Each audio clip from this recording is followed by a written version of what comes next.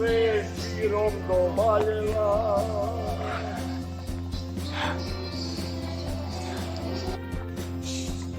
Ćao drugari, pomaže Bog.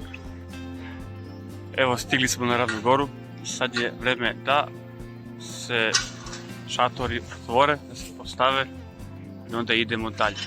Idemo da vidimo šta sve ima na današnji dan. Da krenemo.